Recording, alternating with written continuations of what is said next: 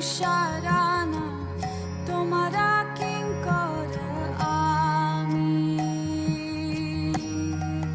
हे गोपीनाथ,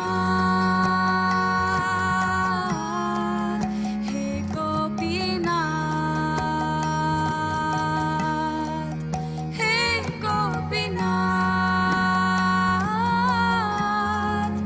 हे Gopinath.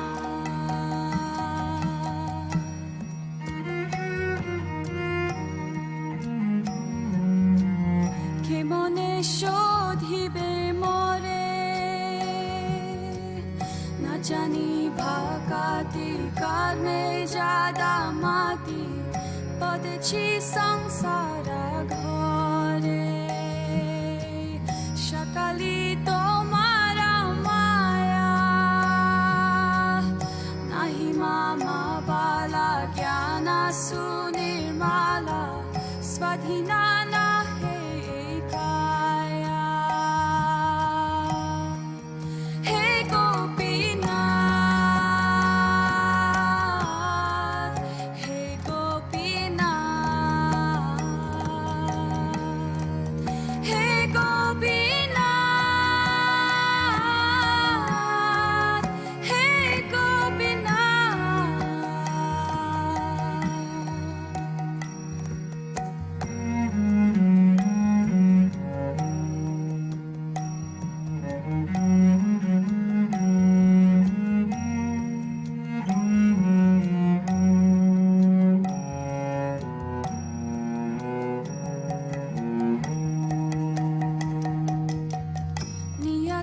Charanistana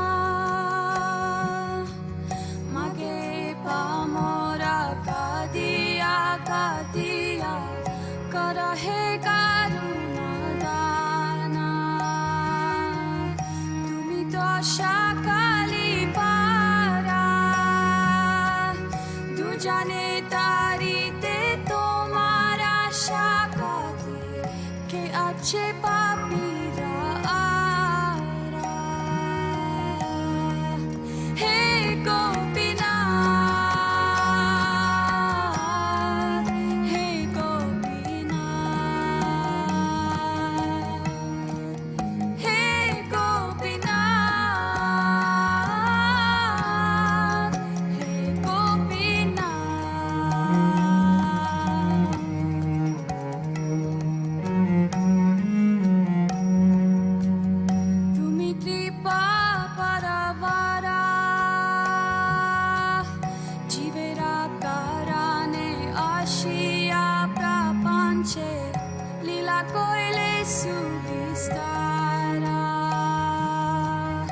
আমি কি দোষে দোষী আসুরা সকালা পাইলা ছাড়া বিনোদাতা কিলা বাসি।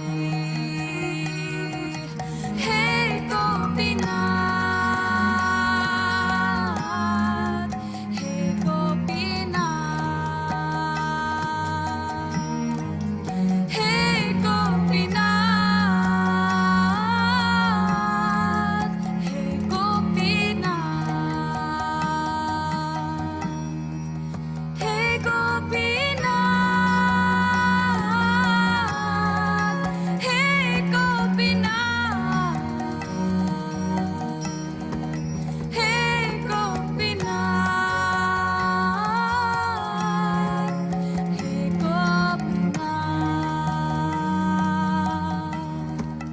হে গোপীনাথ, হে গোপীনাথ, হে গোপীনাথ, হে গোপীনাথ।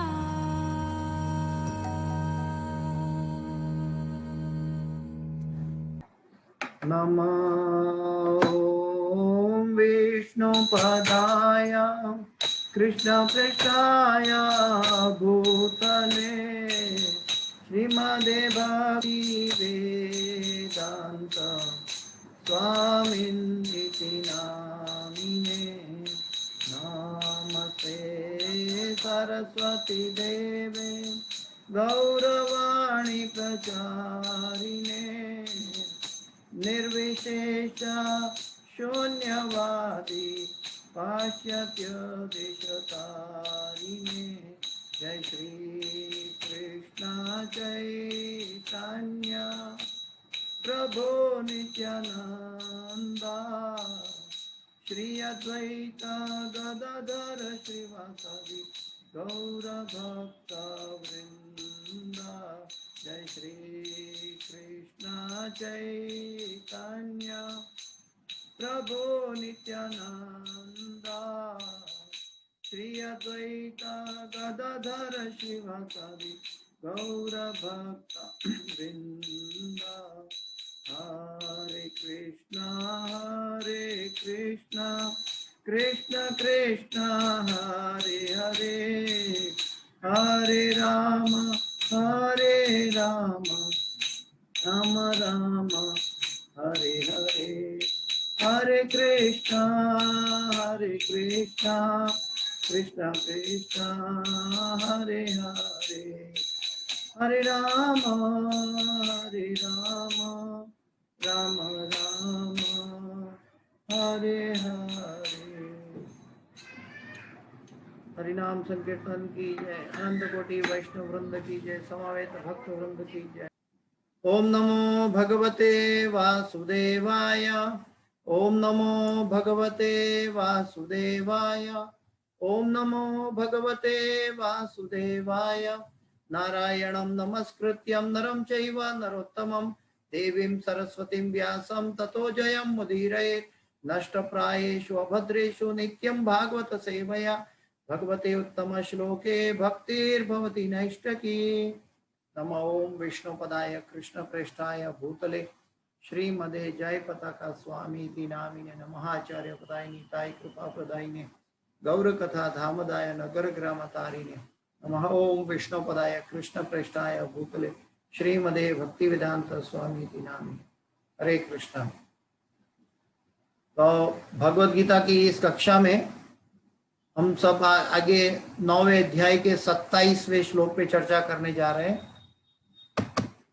927 फेमस श्लोक है। अगर समय की पाबंदी है तो एक ही लेंगे, नहीं तो फिर 2 लेंगे, लेकिन आज लेट हो गया है, 8 की जगह 8:30 हो रहा है। हरे कृष्ण। यत् करोषि यदश्नासि यज्जुहोषि ददासि यत् तपस्यसि कौन्तेय तत्कुरुष्व मदर्पणम्। यत् करोषि यदश्नासि यज्जुहोषि ददासि यत् तपस्यसि कौन्तेय तत्कुरुष्व मदर्पणम्। यत् करोषि यदश्नासि यज्जुहोषि ददासि यत् तपस्यसि कौन्तेय तत्कुरुष्व मदर्पणम्। कोई दोहराना चाहेगा? जी। यत् करोषि यदश्नासि यज्जुहोषि ददासि यत् तपस्यसि कौन्तेय तत्कुरुष्व मदर्पणम्। हरे कृष्ण। हरे कृष्ण। हरे कृष्ण। और करोषि यदश्नासि यज्जुहोषि ददासि यत् तपस्यसि कौन्तेय तत्कुरुष्व मदर्पणम्।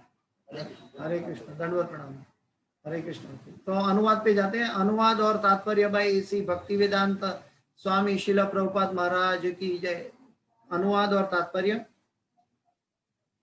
हे कुंती पुत्र, तुम जो कुछ करते हो, जो कुछ खाते हो, जो कुछ अर्पित करते हो या दान देते हो और जो भी तपस्या करते हो उसे मुझे अर्पित करते हुए करो। फिर से मैं अनुवाद पढ़ता हूं। हे कुंती पुत्र, तुम जो कुछ करते हो, जो कुछ खाते हो, जो कुछ अर्पित करते हो या दान देते हो और जो भी तपस्या करते हो उसे मुझे अर्पित करते हुए करो। प्रभुपाद जी के तात्पर्य के बाद हम आगे चर्चा करेंगे। तात्पर्य में चलते हैं। तात्पर्य भाई ऐसी भक्ति वेदांत स्वामी शिल प्रभुपाद महाराज की जय। तात्पर्य इस प्रकार यह प्रत्येक व्यक्ति का कर्तव्य है कि अपने जीवन को इस प्रकार ढाले कि वह किसी भी दशा में कृष्ण को न भूले। प्रत्येक व्यक्ति को अपने जीवन निर्वाह के लिए कर्म करना पड़ता है और कृष्ण यहाँ पर आदेश देते हैं कि हर व्यक्ति उनके लिए ही कर्म करे। प्रत्येक व्यक्ति को जीवित रहने के लिए कुछ ना कुछ खाना पड़ता है, अतः उसे चाहिए कि कृष्ण को अर्पित भोजन के उच्छिष्ट को ग्रहण करें।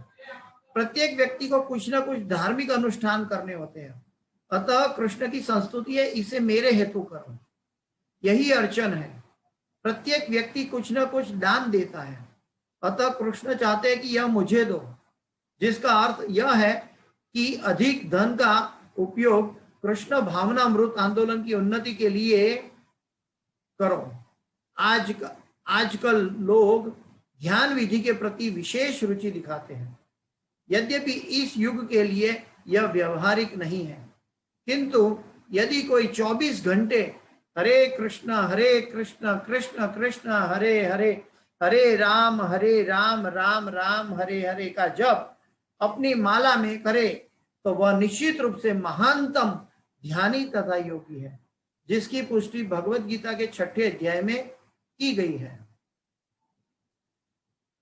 तो प्रभुपाद जी के तात्पर्य में प्रभुपाद जी ने समझाया कि इस प्रकार यह प्रत्येक व्यक्ति का कर्तव्य है कि अपने जीवन को इस प्रकार ढाले कि वह किसी भी दशा में कृष्ण को ना भूले। अभी हर वस्तु में भगवान कृष्ण को मध्य में, सेंटर में ले आना है। कैसे ले आएंगे?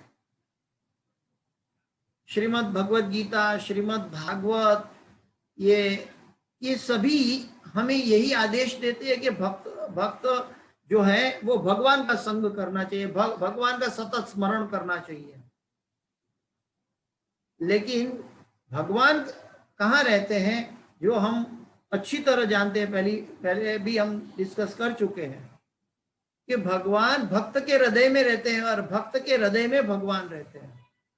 अगर किसी को भगवान के पास जाने की इच्छा है, उत्कंठा है, तो उसको भक्त के हृदय तक पहुंचना होगा, यानी कि गुरु के हृदय तक पहुंचना होगा। क्योंकि गुरु और भगवान या भक्त और गुरु जो क्या करते हैं हम अच्छी तरह जानते हैं कि अभिन्न नाम नामीनो, जो भगवान का भक्त है, जो गुरुजन है, वो भगवान के कार्यकलाप और भगवान के नाम जप में रत रहते हैं। भगवान का नाम से जुड़ना का मतलब है कि हम भगवान से जुड़ रहे हैं, और जब हम भगवान से जुड़ रहे हैं तो कोई भी व्यक्ति जो नियोफाइट स्टेज में है तो उनको भक्त का संग करना आवश्यक है। ये भक्त का संग के लिए भगवत गीता और श्रीमद् भागवत बार बार हमें डायरेक्ट या इनडायरेक्ट उसी दिशा में हमें ले जाते हैं। श्रीमद् भागवत में शौनक ऋषिगण भी सुत गोस्वामी के पास भागवत कथा इसलिए करने बैठे हैं, सुनने बैठे हैं कि भगवान की कथा सुने। और सुत गोस्वामी भी पहले सुखदेव गोस्वामी की कथा में सभी ऋषिगणों के साथ इसीलिए बैठे थे ताकि भगवान की कथा सुने। तो भगवान की कथा, भगवान की महिमा बहुत अलौकिक है। तो कृष्ण को न भूले उसके लिए हमें निरंतर अभ्यास करना चाहिए। अभ्यास है न तो कौन्तेय वैराग्य न च गृह्यते। अगर हम भगवान को संग नहीं करेंगे तो माया का संग मिलेगा। तो भगवान की माया जो है भगवान की अध्यक्षता में काम करती है और भगवान के आदेशों का पालन करती है।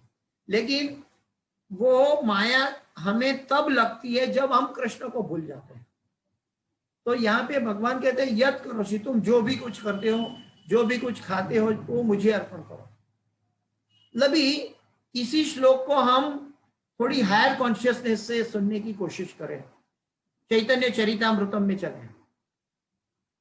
चैतन्य चरितामृतम में मध्य लीला में राय रामानंद और भगवान श्री चैतन्य महाप्रभु के संवाद है। और चैतन्य महाप्रभु भगवान की महिमा स्वयं भगवान से, भक्त से सुन रहे हैं। वो भक्त को एम्पावर करते हैं और भक्त के मुख से सुनना चाहते हैं। कौन्तेय प्रति जानी ही नमे भक्त प्रणश्य। अर्जुन को भी कहते हैं कि जब कोई भक्त वचन दे देता है तो मैं उसको छोड़ता नहीं हूं, मैं उसको बराबर उसका पालन करता हूं। जैसे कि हिरण्यकश्यपु ने बहुत से वर मांगे थे ब्रह्मा जी के पास। मैं दिन में न मरूं, मैं रात को न मरूं, मैं सुबह न मरूं, मैं शाम को न मरूं, मैं मनुष्य से न मरूं, मैं प्राणी से न मरूं, मैं घर में न मरूं, मैं बाहर न मरूं। ये सभी वरदान ब्रह्मा जी ने हिरण्यकश्यपु को दिया था। लेकिन नरसिंह भगवान ने ये सभी आदेशों का पालन किया और संध्या के समय घर के न अंदर न बाहर, न मनुष्य न प्राणी, और न शस्त्र से न अस्त्र से, बल्कि अपने नाखून से नरसिंह भगवान ने हिरण्यकश्यपु का वध किया। साथ साथ ब्रह्मा जी का जो दिया हुआ वचन है उनका भी पालन किया। दूसरी ओर जो भक्त को तकलीफ पहुंचाता है, जो दुर्वासा मुनि थे अम्बरीश महाराज को तकलीफ पहुंचाया, तो भगवान भी उनको रक्षा करने नहीं गए। बोले जिंदगी आपने मेरे भक्त की अपराध किया है तो मेरे भक्त के पास जाइए।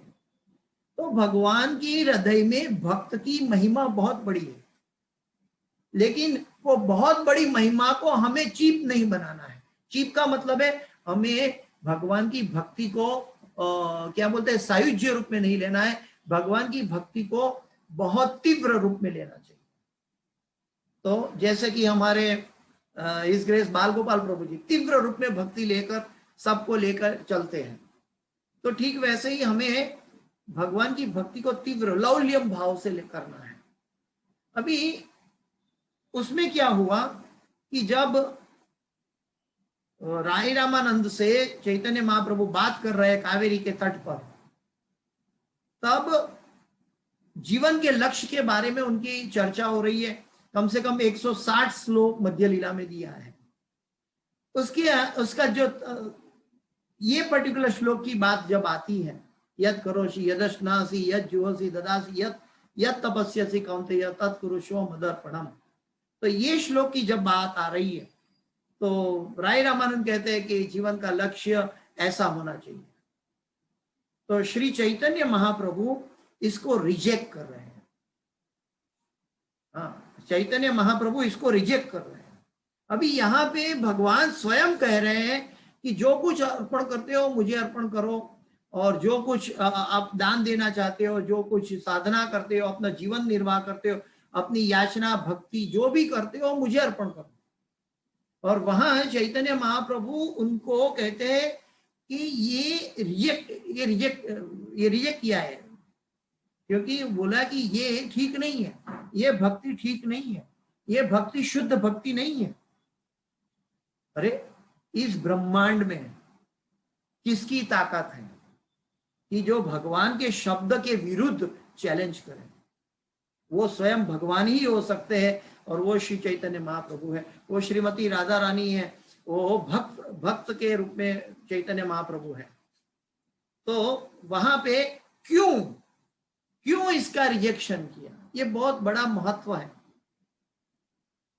श्री चैतन्य महाप्रभु कहते हैं कि अगर आप पाप करोगे तो आप पाप भी भगवान को दोगे क्या?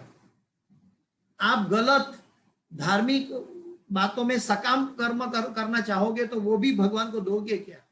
अगर ये सब भगवान को दोगे तो ये शुद्ध भक्ति नहीं है। तो जीवन के लक्ष्य के अंदर जो भी चाहे वो भगवान को दे दे, वो तो एक शुरुआत की अवस्था हो सकती है नियोफाइट स्टेज में, लेकिन शुद्ध भक्त की या मध्यम अधिकारी भक्त को ऐसा नहीं करना चाहिए। मध्यम अधिकारी भक्त पहले से जो भी करता है भगवान को अर्पण करके ही करता है। उनके लिए ये शुद्ध भक्ति का श्लोक नहीं है। तो शुद्ध भक्ति का श्लोक हमने पिछले हफ्ते सुन लिया, पत्रम पुष्पम फलम तोयम यो में भक्त्या प्रयच्छति। भगवान वहां स्पेसिफिक मांग रहे हैं कि पत्र पुष्प फल और जल मुझे अर्पण करो। और यहाँ पे भगवान एक डिस्काउंट के भाव में कह रहे हैं कि अगर ये नहीं कर सकते तो कम से कम ये करो। ये गीता का जो अध्याय है ये राजविद्या राजगुह्य योग है। और उसमें श्री चैतन्य महाप्रभु यानी कि अगर भक्ति की जो महिमा की पराकाष्ठा है वहां की दिशा में अगर हमें अंतर्दर्शन करवाने के लिए कोई योग्य व्यक्ति है तो वो श्री चैतन्य महाप्रभु जो भगवान है वो स्वयं हमें सिखा रहे हैं कि भगवान की उच्चतर और उच्चतम भक्ति कैसे करनी चाहिए। ये जो श्लोक है आज का ये उच्च भक्ति के लिए है। ये उच्च भक्ति के लिए जो सांसारिक लोग हैं वो कुछ नहीं कर पाते। जैसे 12वें अध्याय में भगवान ने कहा कि तुम ये नहीं कर सकते हो तो ये करो, ये नहीं कर सकते तो ये करो, ये नहीं कर सकते तो ये करो। ऐसा करते करते बोलते कम से कम कर्म फल अर्पण करो। तो यहाँ पे भगवान कहते हैं कि तुम जो कुछ करते हो मुझे अर्पण करो। तो हमें भगवान के जो भक्त होता है वो जो कुछ नहीं वो भगवान के लिए सब कुछ करता है। हाँ, पॉइंट ये है कि वो भगवान के लिए सब कुछ करता है।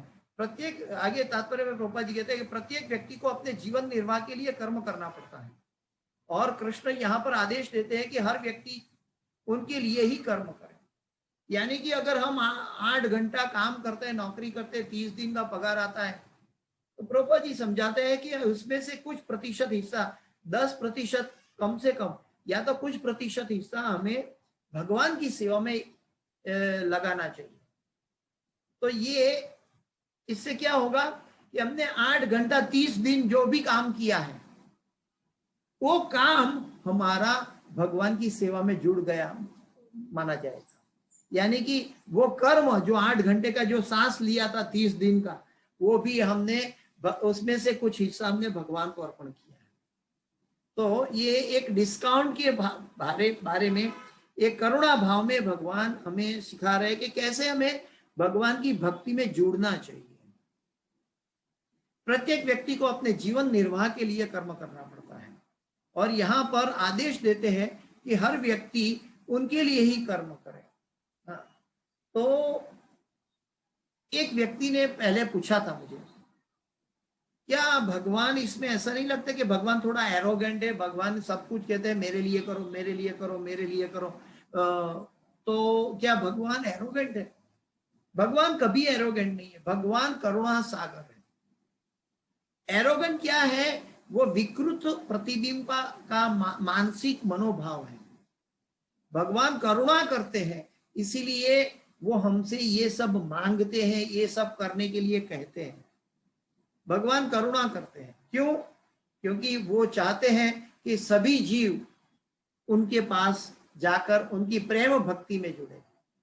प्रेम भक्ति में जुड़ने के लिए भगवान ये न के न प्रकारेण भगवान हमें अलग अलग उपदेश देकर ये दिशा दिखा रहे हैं।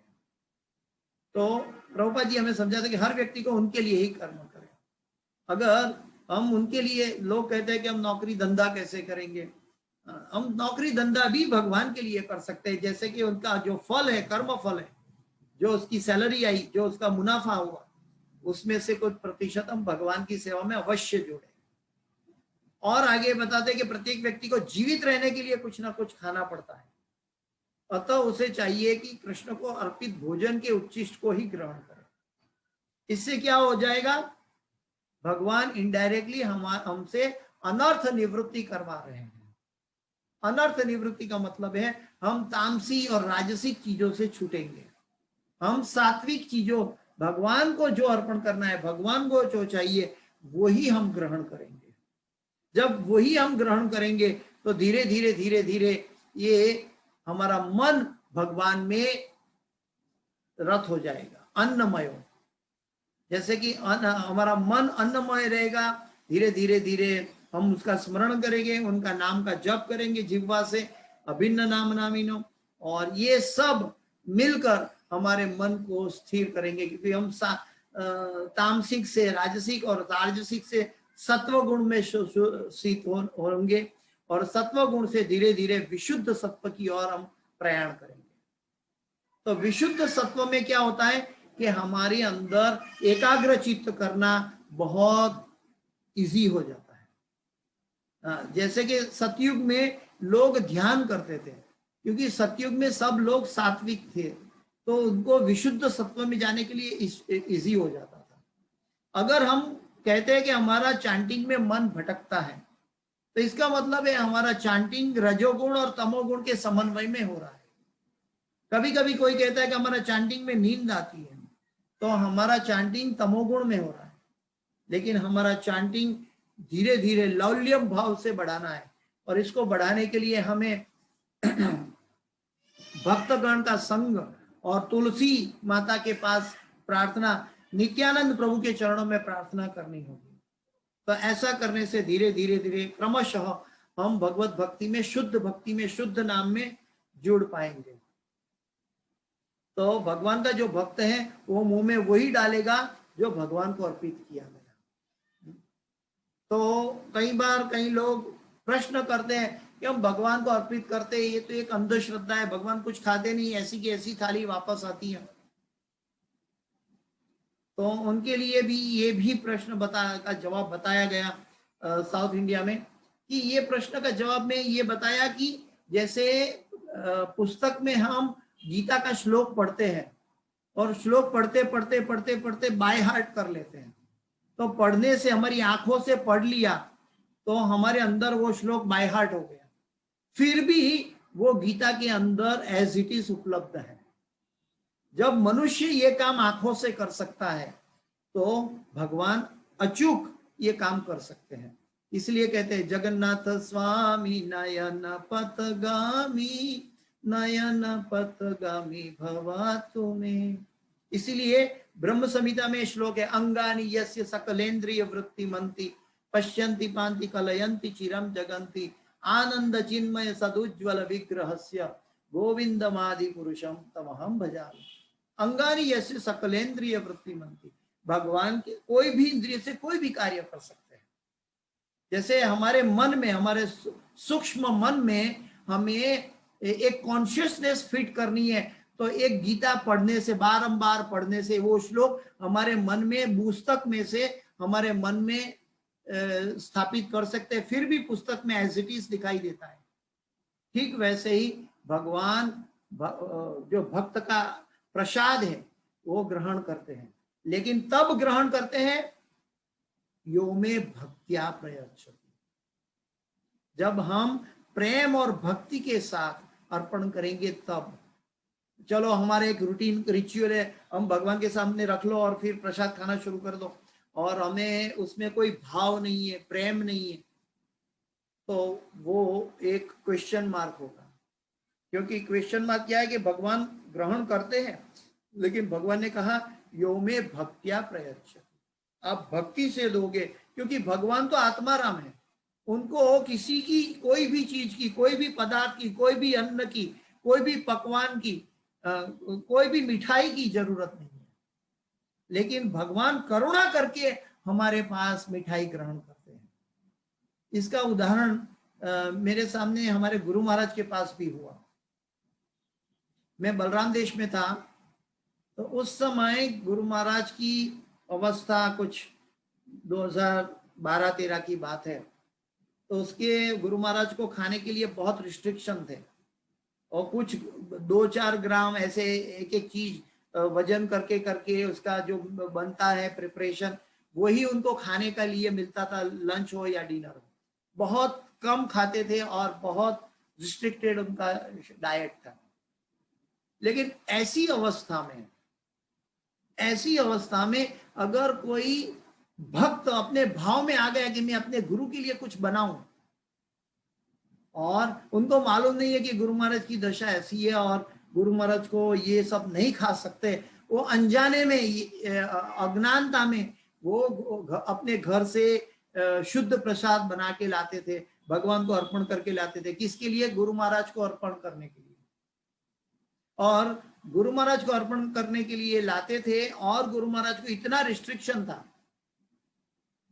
फिर भी उनके जो डॉक्टर है, उनके जो केयर टेकर थे महावरा प्रभु, हिज ग्रेस महावरा प्रभु, तो वो भी उनको रोकते थे, नहीं गुरु महाराज जी आप नहीं ले सकते।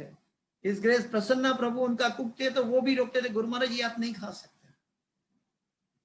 लेकिन गुरु महाराज कहते हैं कि ये भक्तगण कितने प्रेम से मेरे लिए कितनी मेहनत करके बना के लाया है, अगर मैं नहीं लूंगा तो भगवान भी ये उनके हाथों का बनाया हुआ नहीं लेंगे, क्योंकि हम पहले गुरु के जरिए भगवान को अर्पण करते हैं, और मैं ही नहीं लूंगा तो उनकी भावना टूट जाएगी।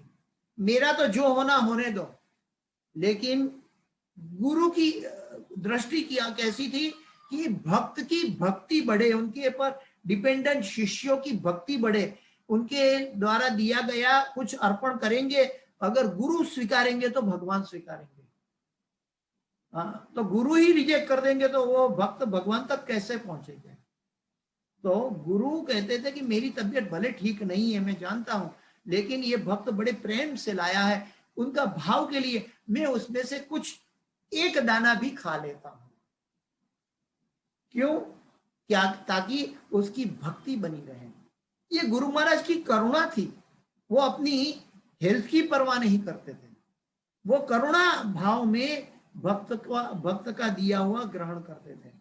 ठीक वैसे ही ये भगवान जो कहते हैं कि पत्रम पुष्पम फलम तोयम यो में भक्त्या प्रयच्छति, भगवान आत्माराम है, भगवान को कुछ नहीं चाहिए, लेकिन फिर भी भगवान करुणा कर इस भौतिक जगत के मैल में रहते हुए मनुष्य के पर करुणा करते हुए वो स्वीकार करने के लिए आते हैं। लेकिन उसके लिए भगवान ने एक कंडीशन रखी है, यो में भक्त्या प्रयच्छति, मैं इतने दूर से गोलोक वृंदावन से तुम्हारे थाली में खाने के लिए आ रहा हूं, तुमने गुरु के जरिए अर्पण किया तो मैं रोक नहीं सकता, क्योंकि एक भक्त प्रार्थना कर रहा है, ये एक गुरु शिष्य परंपरा प्रार्थना कर रही है, तो मैं कैसे रोक सकता हूं।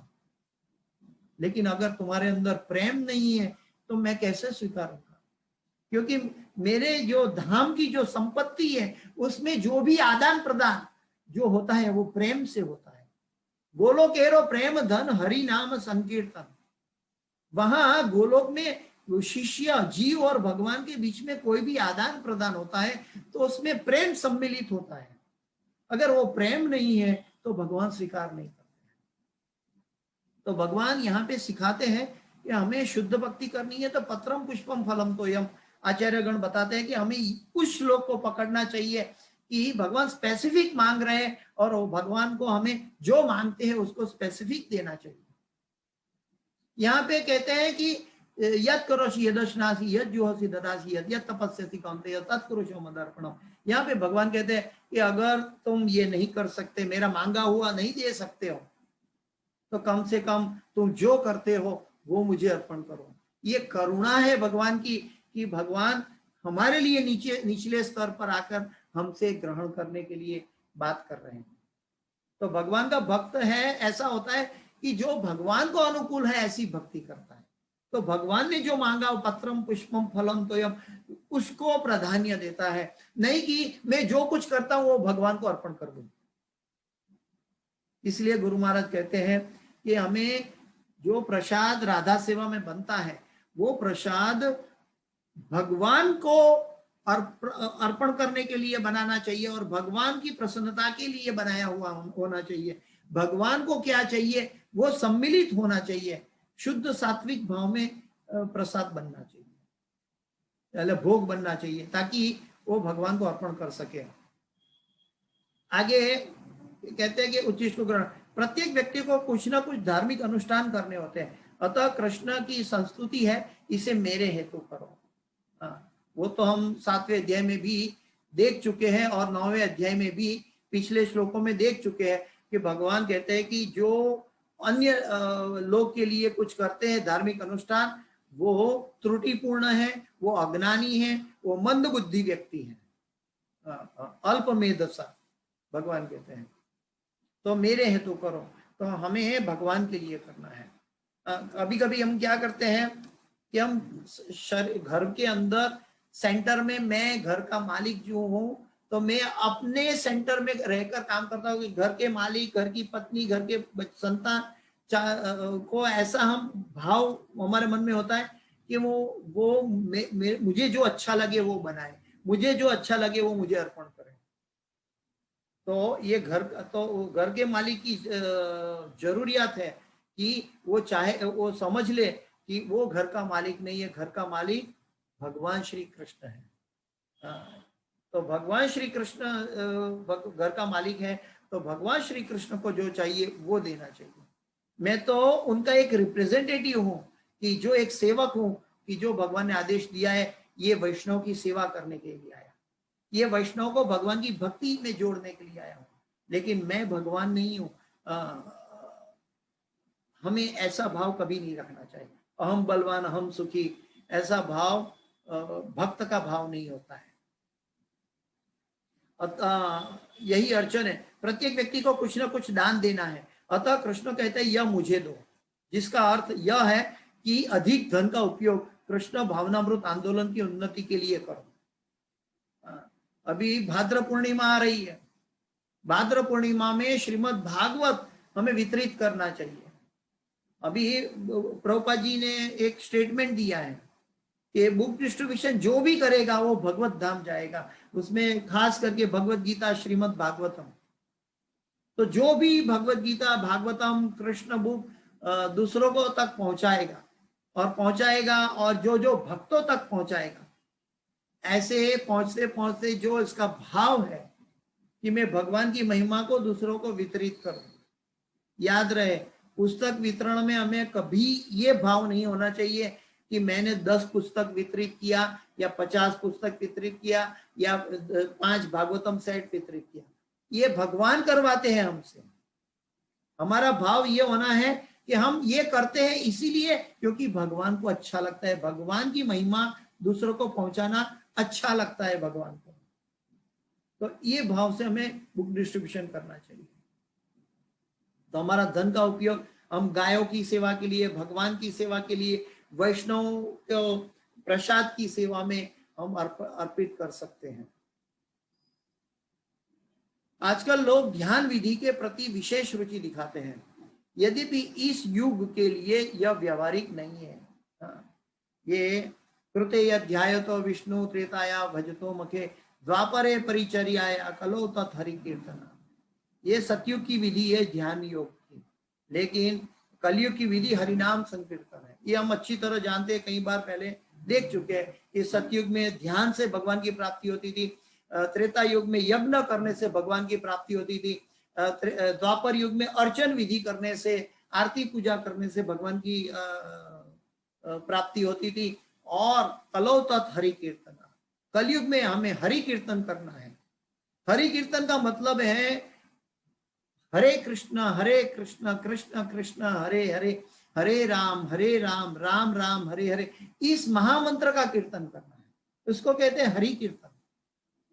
जो हरि कीर्तन का मतलब ऐसा नहीं है कि हम कोई प्रोफेशनल सिंगर से बनाया हुआ भजन गा ले।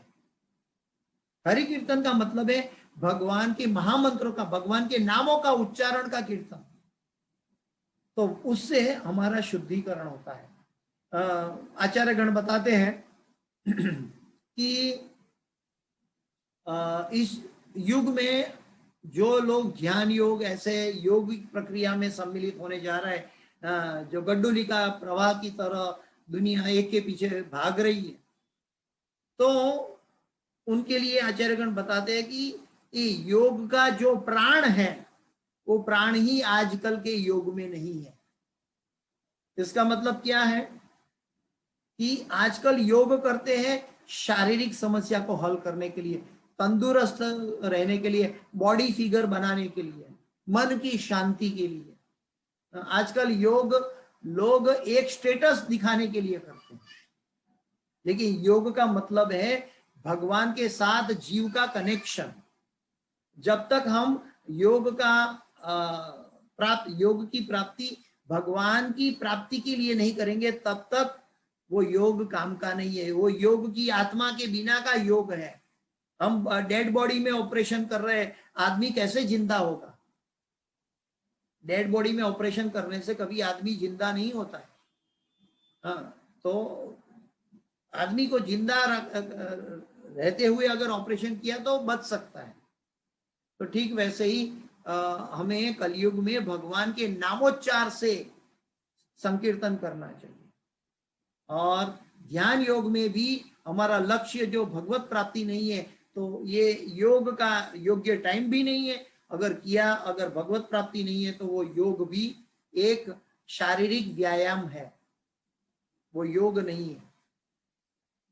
किंतु यदि कोई 24 घंटे हरे कृष्ण का जप अपनी माला में करे, तो वह निश्चित रूप से महानतम ध्यानी तथा योगी है। योगी नाम अपनी सर्वेशम मद्गते अंतरात्मना।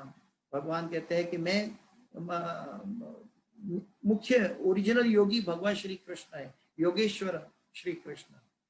तो महानतम ध्यानी और महानतम योगी प्रभुपाद जी कहते हैं कि जो महामंत्र का जप करता है। तो आज का श्लोक हमें सिखाता है कि हम जो भी जप करते हैं, गुरु ने हमें जप करने के लिए दिया है, 4 नियमों का पालन करने के लिए दिया है। हम हमारे मुंह में जो भी डालेंगे भगवान को अर्पण करने के लिए, करके ही लेने के लिए कहा है। ये सब हम भगवान की संतुष्टि के लिए करें। हमारी 16 माला की साधना करने के लिए हम गुरु के आदेशों का पालन से 16 माला की साधना करने के लिए जुड़ते हैं दीक्षा से। लेकिन धीरे धीरे धीरे वो साधना रागानुगा में परिवर्तित होनी चाहिए। वो तब परिवर्तित होगी जब हम भगवान की प्रसन्नता के लिए वही जप करते हैं। 29 वाला श्लोक है, श्लोक नंबर 29 है, 929। समोहम सर्वभूतेषु न मे द्वेषोऽस्ति न प्रियः ये तो भजन्ति ये भजन्ति तु मां भक्त्या मयि तेषु चाप्यहम्। समोहम सर्वभूतेषु न मे द्वेषोऽस्ति न प्रियः ये भजन्ति तु मां भक्त्या मयि तेषु चाप्यहम्। समोहम सर्वभूतेषु न मे द्वेषोऽस्ति न प्रियः ये भजन्ति तु मां भक्त्या मयि तेषु चाप्यहम्। अनुवाद पे सीधे चले जाते हैं। भगवान कह रहे हैं कि मैं न तो किसी से द्वेष करता हूं, न ही किसी के साथ पक्षपात करता हूं। मैं सबों के लिए समभाव हूं, किंतु जो भी भक्ति पूर्वक मेरी सेवा करता है वह मेरा मित्र है, मुझ में स्थिर रहता है और मैं भी उसका मित्र हूं। बहुत बड़ी बात भगवान कह रहे हैं। फिर से मैं अनुवाद दोहराता हूं। भगवान कह रहे हैं कि मैं न तो किसी से द्वेष करता हूं, भगवान किसी से द्वेष नहीं करते, इसीलिए तो कहते हैं सुहृदम सर्वभूतानां। नहीं किसी के साथ पक्षपात करते हैं, क्योंकि भगवान के सभी भगवान के संतान हैं। मैं दाईं आंख को प्राधान्य दूं या बाईं आंख को प्राधान्य दूं, मेरे लिए तो दोनों आंख बराबर है। ठीक वैसे ही भगवान कभी पक्षपात नहीं करते। मैं सबों के लिए समभाव हूं। समभाव बहुत बड़ी बात है, वो इक्विलिब्रियम पोजीशन है। हम इक्विलिब्रियम में नहीं रहते हैं ज्यादातर। हम या तो दुख में चले जाते हैं या तो सुख में छक जाते हैं। लेकिन न सुख से छक जाना है, न दुख से हारना है। हमें वर्तमान स्थिति जो भी परिस्थिति है उसमें समता चित्त में रहना है। तो भगवान कहते हैं कि मैं सबों के लिए समभाव हूं। तो भगवान को कहाँ ढूंढना होगा? समभाव में ढूंढना होगा। अगर भगवान को ढूंढने, कोई लोग कहते हैं कि बस हमारा भक्त का जो गण है वही, हमारा जो संप्रदाय है वही भगवान का भक्त है, बाकी नहीं है, तो अभी वो गलत है। भगवान सबके लिए है। प्रभुपाद जी ने बताया कि प्रभुपाद जी के हृदय में इतना दर्द था, इतने आंसू टपकते थे कि पूरी दुनिया में कितना अंधकार और अज्ञानता फैली हुई है, और ये अज्ञानता को कैसे मैं दूर करूं, कैसे ये जीवों को उद्धार करूं। ये भाव से प्रभुपाद जी वृंदावन से 70 साल की उम्र में पाश्चात्य जगत में गए। क्यों? क्योंकि उनके अंदर भगवान का गुण, दैवी गुण था, जो संभाव का था। आजकल के कोई जो हर एक संप्रदाय का भाव संभाव में नहीं रहता है। मैं किसी को क्रिटिसाइज नहीं कर रहा हूं, लेकिन संभाव ये बहुत बड़ी क्वालिटी है।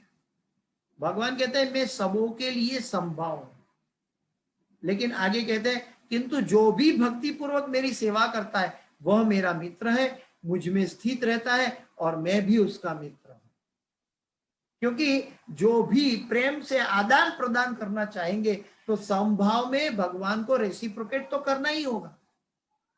हमारे घर में आए हुए अतिथि रूप में जो भी व्यक्ति आता है तो उसका हमें सम्मान करना ही होगा। तो ये करना हमारा धर्म है।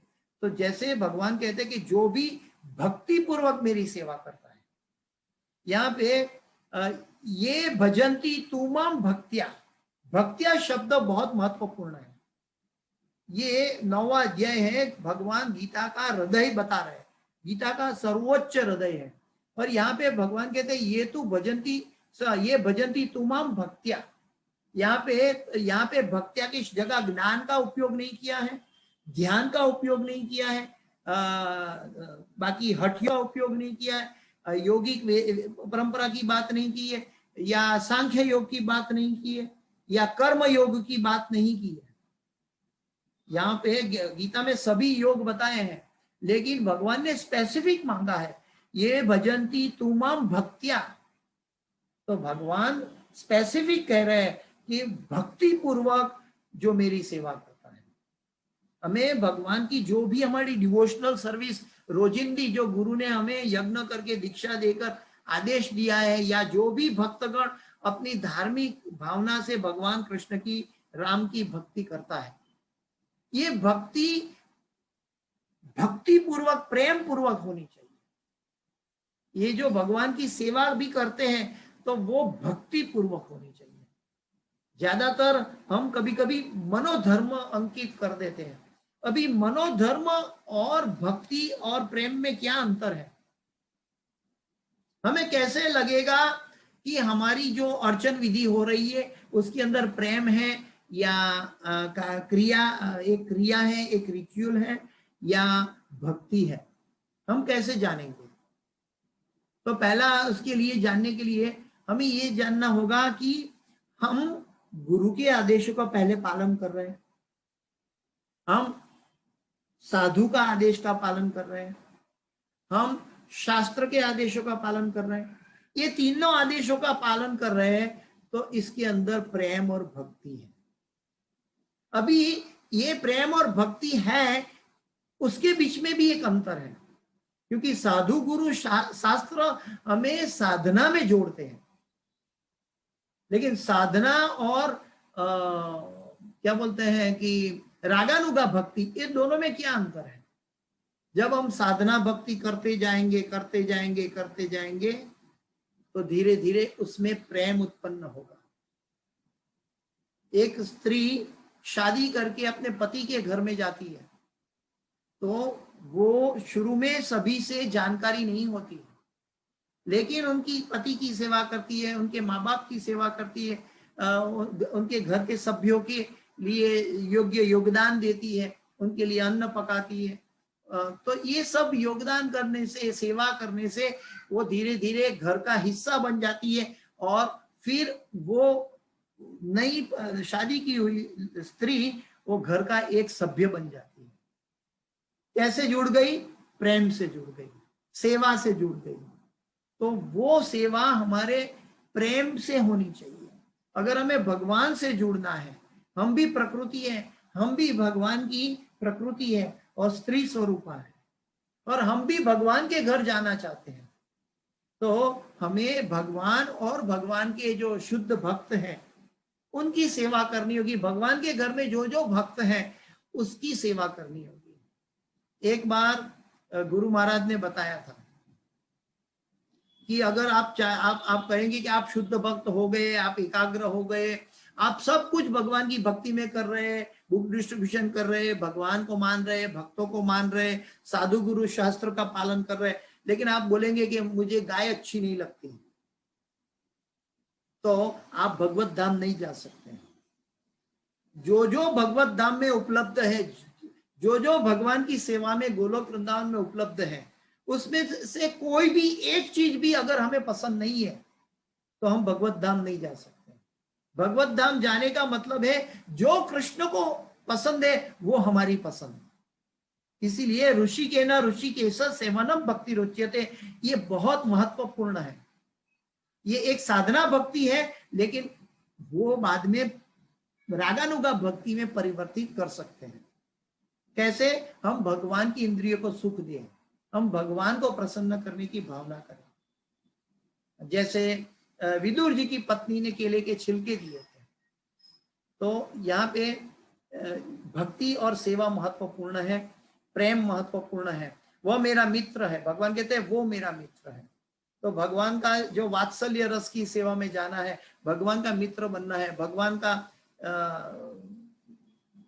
जोड़ीदार बनना है, मधुमंगल की सेवा में जाना है, दाऊ जी की, बलराम जी की सेवा में जाना है, तो हमें हरे कृष्ण महामंत्र बड़े प्रेम से करना है। बड़े प्रेम से करोगे, भक्ति पूर्वक करोगे, तो हम भगवान के जो भी सांगोपांग पार्षद हैं भगवान के, ये सभी की सेवा में सम्मिलित होंगे। इसीलिए हम जब भी भगवान की भक्ति करते हैं तो ये बहुत महत्वपूर्ण है। जिसने हमें भक्ति के मार्ग दिखाया, वो गुरु को छोड़कर या गुरु परंपरा को छोड़कर हम भगवान की भक्ति करना चाहते हैं तो भगवान नहीं स्वीकारते हैं। क्योंकि ये पॉइंट है उसके अंदर कि जिन्होंने दिया है उन्हीं को तुम अनादर कर रहे हो, और अल्टीमेटली पूरी परंपरा हमारी श्रीमती राधा रानी तक पहुंचती है। तो बिना राधा रानी के लिए हम कैसे भगवान की सेवा में जुड़ पाएंगे? तो राधा कृष्ण की सेवा में जुड़ने के लिए गुरु के आदेशों का, परंपरा के आदेशों का और परंपरा के सभी संत गणों का हमारे अंदर भारपूर्वक प्रेम होना चाहिए। क्योंकि ये परंपरा के बीच में एक एक कड़ी है, वो कड़ी ऐसी कड़ी है कि जो हम तक पहुंची है हमारे गुरु के द्वारा।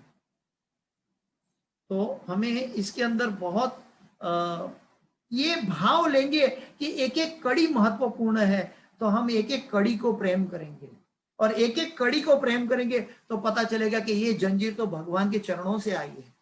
तो हम भगवान के चरणों से प्रेम करना सीखेंगे, क्योंकि भगवान को आत्माराम में उनको कोई जरूरत नहीं है।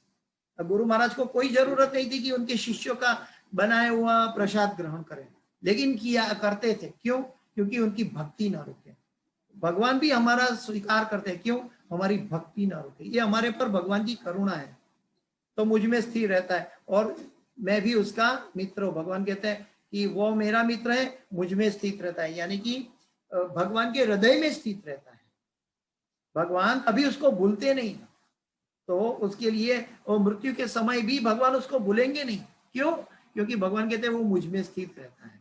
तो भगवान उनको याद करने के लिए आ जाएंगे, वो भगवान की जिम्मेदारी हो जाएगी, और मैं भी उसका मित्र हूं। और भगवान मित्रता में तो सब कुछ कर लेते हैं। भगवान अर्जुन की पांव की लात खाने के लिए तैयार थे, विदुर जी की सूखी भाजी खाने के लिए तैयार था, 56 भोग छोड़ दिया था भगवान ने। आगे तात्पर्य में देखते हैं प्रभुपाद जी के तात्पर्य में। इसी भक्ति वेदांत स्वामी श्री प्रभुपाद महाराज की जय। यहाँ पर प्रश्न किया जा सकता है कि जब कृष्ण का सबों के लिए संभाव है और उनका कोई विशिष्ट मित्र नहीं है, तो फिर उन भक्तों में विशेष रुचि क्यों लेते हैं? क्योंकि भक्ति पूर्वक दिया है तो भक्त के लिए विशेष रुचि भगवान लेते हैं। कोई कर्मी के लिए ऐसा नहीं लिखा, कोई ज्ञानी के लिए, ध्यानी के लिए नहीं लिखा, भगवान ने भक्त के लिए लिखा है। तो विशेष रुचि क्यों लेते हैं? जो उनकी दिव्य सेवा में सदैव लगे रहते हैं। जो भगवान की दिव्य सेवा, भगवान की सेवा भौतिक स्तर पर नहीं है, भगवान की सेवा दिव्य स्तर पर है। दिव्य स्तर की सेवा का मतलब है मनोधर्म सम्मिलित नहीं होनी चाहिए। मनोधर्म सम्मिलित सेवा वो काम की नहीं है, लेकिन दिव्य सेवा जो है वो जरूरी है। दिव्य सेवा में दूसरों का कल्याण का भाव होना चाहिए, भगवान की प्रसन्नता का भाव होना चाहिए। मैं साधना इसीलिए कर रहा हूं ताकि गुरु परंपरा और भगवान को प्रसन्नता मिले।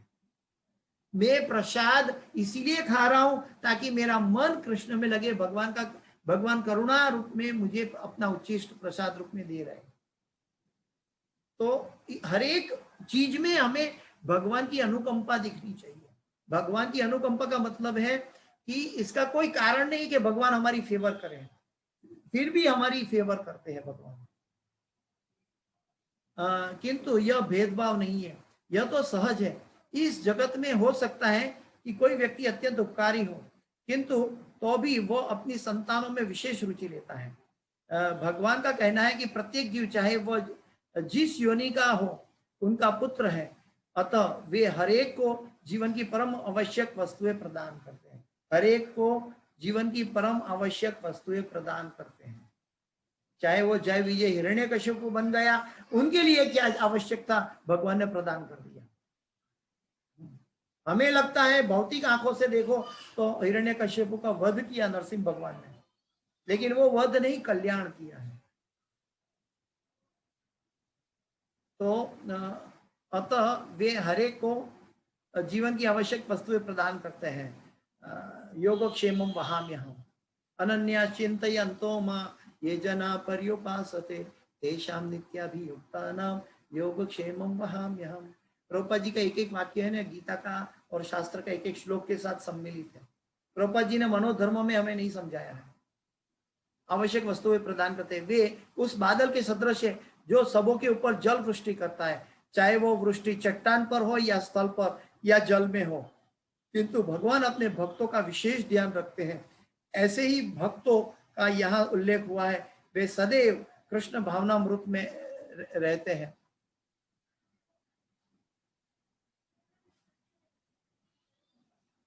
वे सदैव कृष्ण भावनामृत में रहते हैं, फलतः वे निरंतर कृष्ण में लीन रहते हैं। कृष्ण भावनामृत शब्द ही बताता है कि जो लोग ऐसे भगवान भी जो लोग ऐसे भावनामृत में रहते हैं वे सजीव अध्यात्मवादी है और उन्हीं में स्थित है। भगवान यहाँ पर स्पष्ट रूप से कहते हैं मई ते, अर्थात वे मुझ में है, फलतः भगवान भी उनमें है। इससे ये यथा माम प्रपद्यन्ते ताम तथैव भजाम्यहम् की व्याख्या भी हो जाती है। भगवान कहते हैं जो जिस प्रकार से मुझे अर्पण करता है उस प्रकार से मैं ग्रहण करता हूँ। तो वो श्लोक का भाव भी यहाँ पूर्ण हो जाता है, क्योंकि भक्त लोग जो भक्ति पूर्वक भगवान को अर्पण करते हैं तो भगवान स्वीकार कर लेते हैं। यानी कि वो श्लोक और ये श्लोक दोनों का व्याख्या यहाँ भाव यहाँ पूर्ण हो जाता है। जो भी मेरी शरण में आ जाता है उसकी मैं उसी रूप में रखवाली करता हूँ। जिस भाव से जाओगे उस भाव से भगवान प्राप्त होंगे। हम भक्तों से प्रेम करेंगे तो हम भक्तों के साथ भगवान की सेवा में जुड़ेंगे। हम भक्तों के, अगर गुरु के साथ हमारा प्रेम का आदान प्रदान है तो हम गुरु के जरिए भगवान के पास प्रेम से जुड़ेंगे।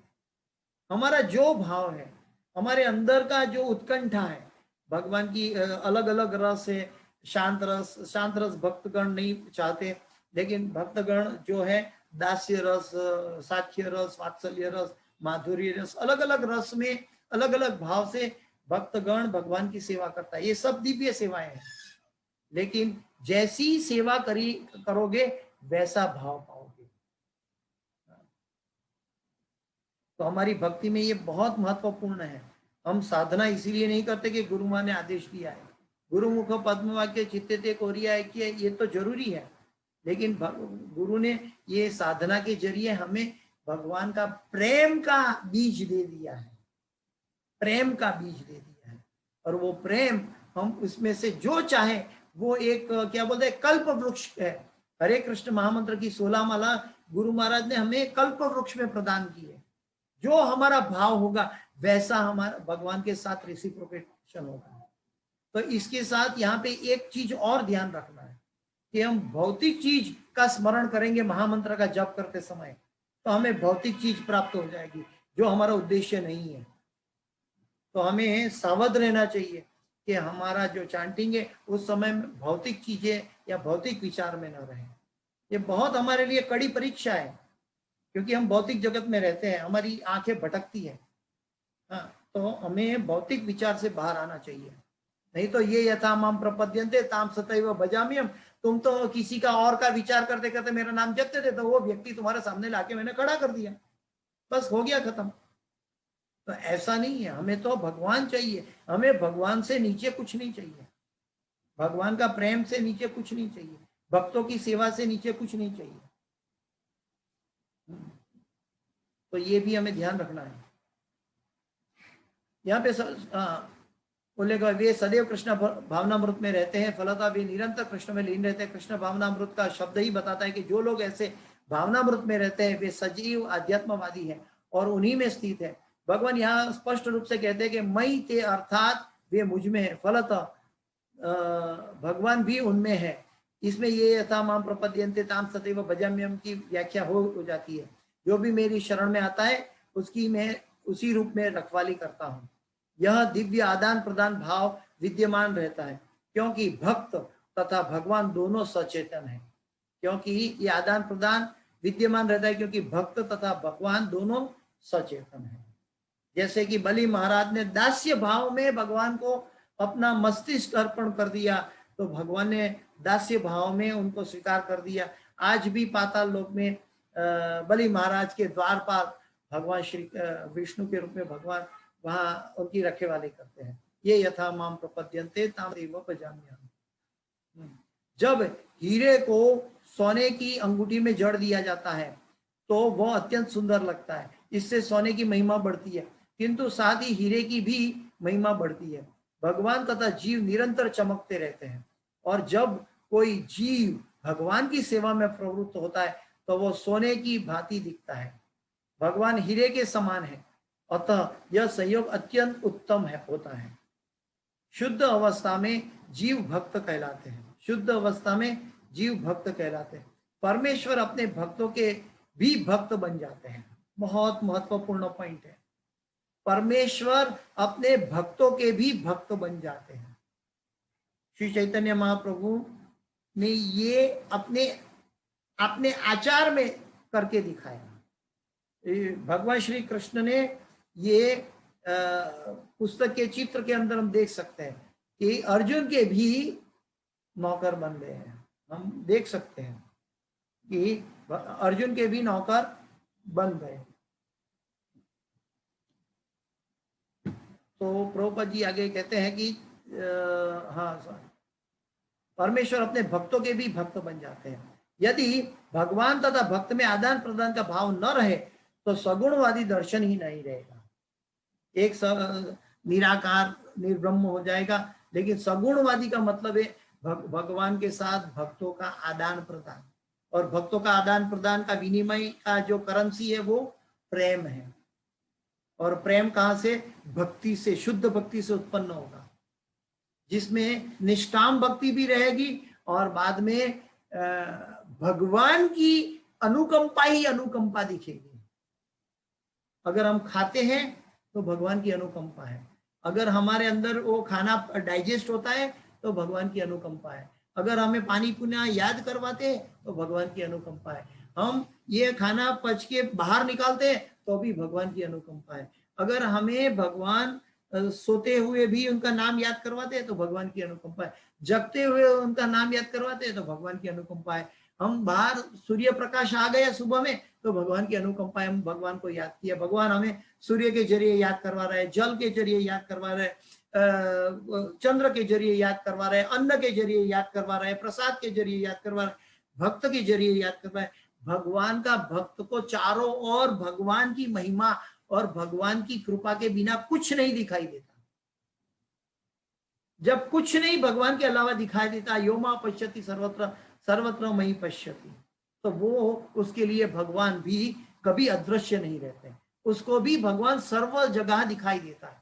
और जब भगवान सर्व जगह दिखाई देता है तो उसके लिए सभी जगह संभव अपने आप प्रकट हो जाता है, उसके लिए कोई अजात शत्रु बन जाता है, उसका कोई मित्र नहीं, कोई दुश्मन नहीं होता है, क्योंकि वो सभी का हितेच्छु बन जाता है। वो हमें सेवा करना क्यों सिखाया? कि सभी का हित करने के लिए। आज इस ग्रेस बाल गोपाल प्रभु जी सभी को भक्ति में जोड़ते हैं, क्यों जोड़ते हैं? सभी का हित चाहते हैं। गुरु महाराज की सेवा में सभी का हित करवाना चाहते हैं, तो इसीलिए जोड़ते हैं। तो ये हित करने का जो मूड है भगवान उसको ग्रहण कर लेते हैं कि ये सभी जीवों का कल्याणकारी मित्र बन गया मेरी तरह। तो हमें भी प्रयत्न करना चाहिए कि हम ये न के न प्रकार रहना, कोई भी व्यक्ति जो अज्ञानता में हमारे सामने दिखाई दे हमें उसको कृष्ण भक्ति और कृष्ण के बारे में, कृष्ण ज्ञान, कृष्ण भावनामृत देने की कोशिश करनी चाहिए। Each one teach one. Prabhupada ji कहते हैं कि मंदिर कितना भी बड़ा हो, उसमें भक्त कितने भी हो जाए, वो बड़ी बात नहीं है। बड़ी बात तब है कि सभी भक्त कितने प्रीचर बन गए और कितने नए भक्तों को ले आए। मंदिर की महिमा तब बढ़ती है जब ज्यादा से ज्यादा भक्त प्रीचर बन जाते हैं और भगवान की महिमा वितरित करके भगवान के भक्तों का जो फैले हुए जीवों, जो अज्ञानता में भटके हुए जीवों को इकट्ठा करके भगवान की सेवा में ले आते हैं। इसके लिए तो प्रभुपाद जी ने आंसू बहाया है, तो हमें भी ये कार्य करना चाहिए। तो आगे प्रभुपाद जी कहते हैं कि शुद्ध अवस्था में जीव भक्त कहलाते हैं, परमेश्वर अपने भक्तों के भी भक्त बन जाते हैं। यदि भगवान तथा भक्त में आदान प्रदान का भाव न रहो तो सगुणवादी दर्शन ही न रहे।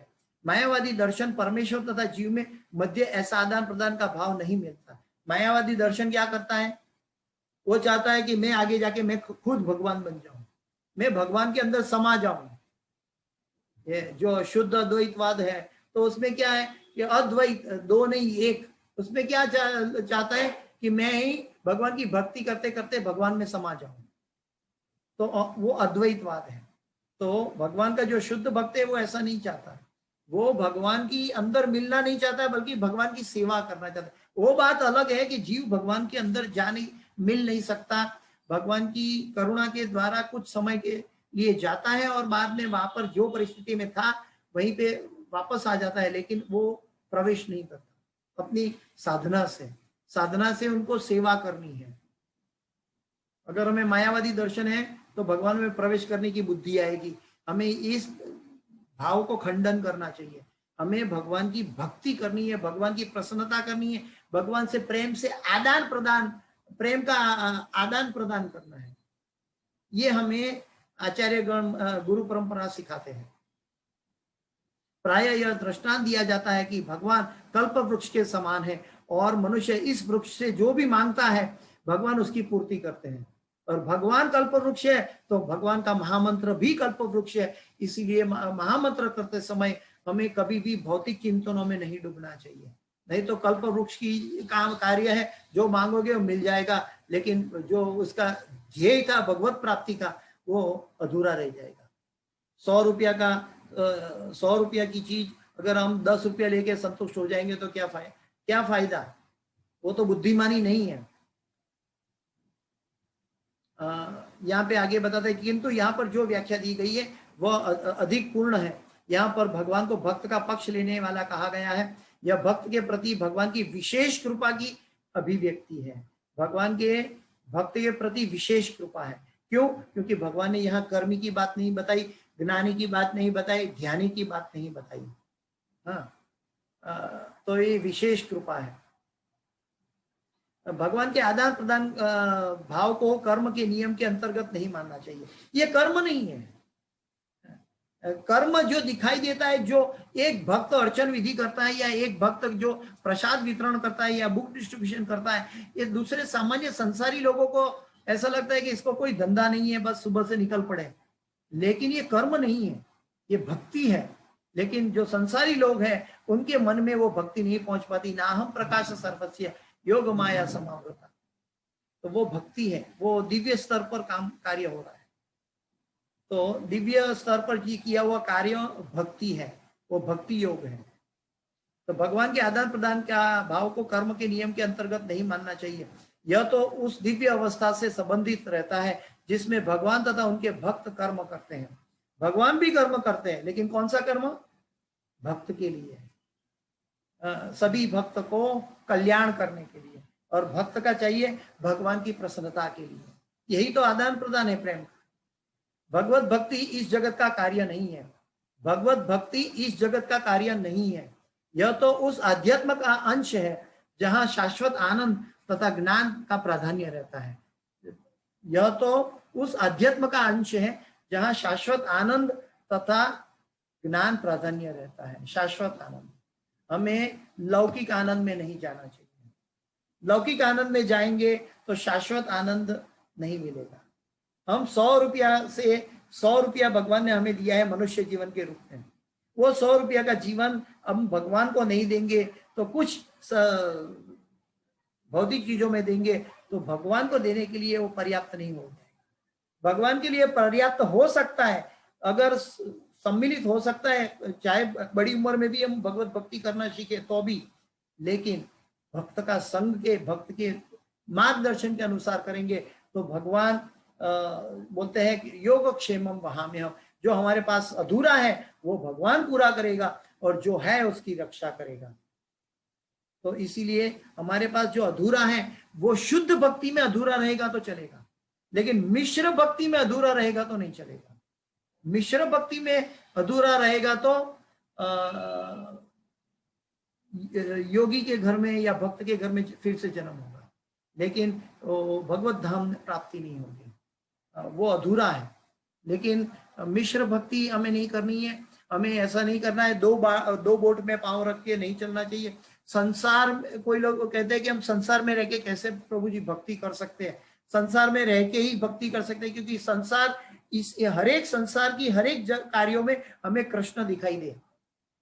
चाहे हम पति की सेवा करें, पत्नी की सेवा करें, बच्चों की सेवा करें, धन कमाएं, तंदुरुस्ती की ध्यान रखें, खाना खाएं, पानी पिए, इवैक्यूएशन करें, कुछ भी करें, हमारा ध्येय ये होना चाहिए कि भगवान हमें करवा रहे हैं, हमारी करुणा, भगवान हमारा कल्याण के लिए करवा रहे हैं, और ये कल्याण के लिए रेसिप्रोकेशन में मुझे भी भगवान से जुड़ा रहना है। भगवान के प्रतिभाव, भगवान का दिया हुआ हर एक समस्या, अगर कोई सोचे कि मैं सांस देता रहूं तो नहीं दे पाएगा, क्योंकि लेने का काम भी भगवान करवाते हैं। कोई कहता है, कहेगा कि मैं लेता रहूं, देऊंगा नहीं तो भी नहीं चलेगा, क्योंकि वो देना भी भगवान करवा रहे हैं। और आप देंगे तो भी ले पाएंगे ना दूसरा सांस। तो लेना और देना वो इक्विलिब्रियम पोजीशन दिखाता है। तो ये हमें सिखाता है कि भगवान संभाव में रहते हैं और संभाव में हमारा मन रहना चाहिए। अगर संभाव में मन रहेगा तो हम कभी भी कोई भी भक्त पर कटाक्ष नहीं करेंगे, हम कोई भी भक्त पर कटाक्ष नहीं करेंगे, कोई भी भक्त के अंदर त्रुटि नहीं देखेंगे, बल्कि उसकी त्रुटि को पूरा करने के लिए उसको सहाय करेंगे। तो ये भाव है संभाव का। संभाव का मतलब है हम सब, हमारे अंदर भी कहीं अनेक तरह की त्रुटियां हैं इस जगत में, लेकिन कैसे पूरी होंगी। और कभी की कुछ त्रुटियां मालूम है, कुछ नहीं मालूम है, कुछ ज्ञान है, कुछ अज्ञान है, लेकिन भक्तों के संग में, साधु गुरु शास्त्र संपूर्ण शुद्ध है, उसके संग में करेंगे तो हमारी अज्ञानता चली जाएंगी, हम ज्ञान के साथ, प्रेम के साथ भगवान से जुड़ेंगे। हरे कृष्ण। किसी का कोई प्रश्न?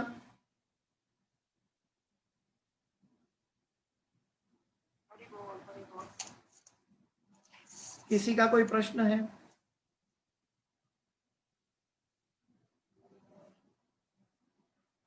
अगर नहीं है तो ये भगवत गीता की कक्षा को मैं यहाँ समाप्त करता हूँ, विराम देता हूँ। और ये क्लास की जो भी सुकृति है, ये मेरे प्रिय गुरुदेव इस होलीनेस जय पताका स्वामी आचार्यपाद गुरुदेव महाराज को अर्पण करता हूँ, क्योंकि उनकी दी हुई आशीर्वाद, उनकी दी हुई बुद्धि, उनकी दी हुई साधना के जरिए ये सब कार्य हो रहा है, उनके आशीर्वाद से हो रहा है, उसमें मेरा कुछ भी नहीं है।